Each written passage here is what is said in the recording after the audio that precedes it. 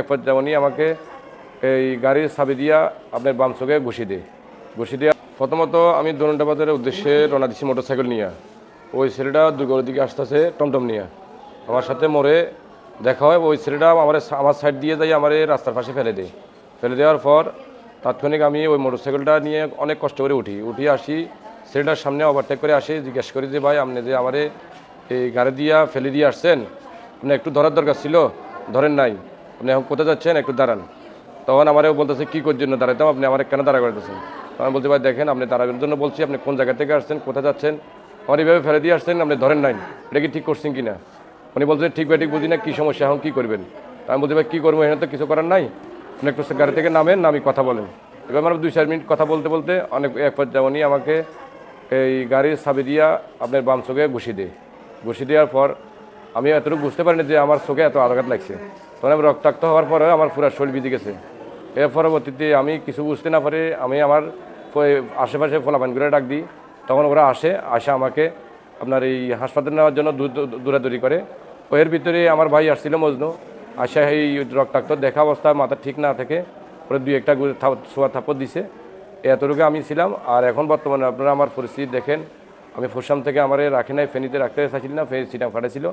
আমি চিটাং ডাক্তারের সাথে কথা বলে ফেনীতে ভর্তি আছি, ডাক্তারের চিকিৎসা নিচ্ছি। এখন আমার চোখের অবস্থা খুব ভয়াবহ ভিতরে যে পরিস্থিতি, এখন আমার চোখের অবস্থা খুব ভালো না, আমার ব্যথা বেদনা মাথা ব্যথা সব চলে যাচ্ছে। এখন ডাক্তারে বলছে দ্রুত আমাকে চট্টগ্রাম মেডিকেল ভর্তি হওয়ার জন্য। এখন আমি এখানে থেকে আগামীকালকে চলে যাব চট্টগ্রামের দিকে, দেখি ওখানে কোনো ভালো চিকিৎসা পাই কিনা, না হলে অন্য ব্যবস্থা করতে হবে। আর আপনাদের সাংবাদিক ভাইদেরকে উদ্দেশ্য করে বলছি যে আমার এই জিনিসটা আপনারা একটু বিবেচনা করে দেখবেন যে আমার দোষ না ওনার দোষ। আগে যে আমাকে মারি রক্তাক্ত করছে ওটা কিন্তু কেউ দেখতেছে না, কিন্তু ওনাকে যে 2-3 থাপ্পড় ছোঁয়া দিতেছে ওরা সবাই হাইলাইট করতেছে। এই জন্য আমি আপনাদেরকে আকুল আবেদন প্রশাসনের দৃষ্টি আকর্ষণ করছি, আপনারা যেন এটা দ্রুত বিচার করেন, আমি এটাই আপনাদের কাছে দাবি।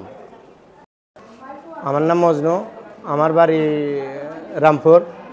আমি ওই দিন ফেনীতে আসছিলাম, ফেনীতে বিয়ে খেয়ে যাওয়ার পরে আমি দোকানের সামনে দাঁড়িয়ে থাকার পরে কিছুক্ষণ পরে দেখতে যে স্রোত চিৎকার শোনা যাচ্ছে আমাদের বাড়ির দক্ষিণে। তখন লোকজন বলতেছে ভাই ওখানে কী হয়েছে, একটু যাই দেখেন তো। তখন আমি যাইয়া দেখি যে আমার ভাইয়ের রক্তাক্ত অবস্থা, পুরা চোখ মুখ সব রক্তাক্ত অবস্থা, দেখি নিচে পড়ে রয়েছে। একটা লোকে ঘুষিয়ে দিয়েছে আমার বাইরে, ঘুষি দিচ্ছে, করতেছে রক্ত। এখন আমি উঠে দেখি যে আমার ভাইয়ের চোখটা নাই, মানে পুরা চোখ বাসি গেছে, পুরা বুক টোক বাসা যাওয়ার পরে এখন আমি কোনো কিছু বুঝে উঠতে না পারি যে এই তো আমার বাড়ি মারি ফেলবে। তখন আমি কী করছি, ওই লোকটারে কিছু ঠুসি বা কিছু থাপ্পড় করে দিই। তারপরে এর সরাই নিয়ে কী করছি, আমার বাড়ি এক সাইডে দিয়ে সিএনজিতে উঠাই দিয়া, তারপরে সিএনজি এলার চাবি দিয়া সিএনজি এলারে আমি ফাটাই দিচ্ছি। এখন আমি প্রশাসনের নিকট আকুল আবেদন আমি যে আমার বাদ যাতে সুস্থ বিচার হয়। আমার বাদ যে চোখটায় চলে গেছে, অলরেডি ডাক্তারে বলছে যে ওর ফর্দার ভিতরে আঘাত লাগছে, এখন ভালো হয় কি না হয় এটা আল্লাহ মাহবুদে জানে। এখন আমি এটার সুস্থ একটা বিচার চাচ্ছি, প্রশাসনের দৃষ্টি আকর্ষণ করছি যাতে আমার ভাইয়ের একটা সুস্থ বিচার হয়। আমরা এরা সম্পূর্ণ তদন্ত করে দেখো কে দোষী কে নির্দোষী, কিন্তু এখন আমাকে হাইলাইট করা হচ্ছে আমি মারছি, আমি করছি।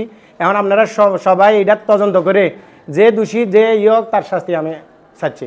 আর আমার ভাই অবস্থা খুবই খারাপ, এখন খুব অবস্থা খারাপ, আমরা হয়তো চিটাং নিয়ে যেতে পারি। ডাক্তারে বলছে যে অবস্থা বেশি ভালো না। এখন সবার কাছে, এলাকাবাসীর কাছে, সবার কাছে আমি আমার আকুল আবেদন, আমার ভাইয়ের জন্য সবাই দোয়া করবেন এবং কি আমার ভাই যাতে সুস্থ বিচার হয় এটা সবাই জোরালো দাবি জানাচ্ছি সবার কাছে। স্থলে কিন্তু আমি ছিলাম না, পরবর্তী শুনি যখন চলে গেছে আমি আসছিলাম, আসার পর দেখতেছি আমার ভাই খুব রক্তাক্ত অবস্থা, যে আমার ভাইয়ের যারা এইভাবে আহত করছে আমি তাদের কঠোর বিচার চাই। আমি প্রশাসনের নিকট খুব আকুল আবেদন করতেছি, আমার বাড়ি যখন এই অবস্থা করছে তাদের আমি কঠোর বিচার চাই।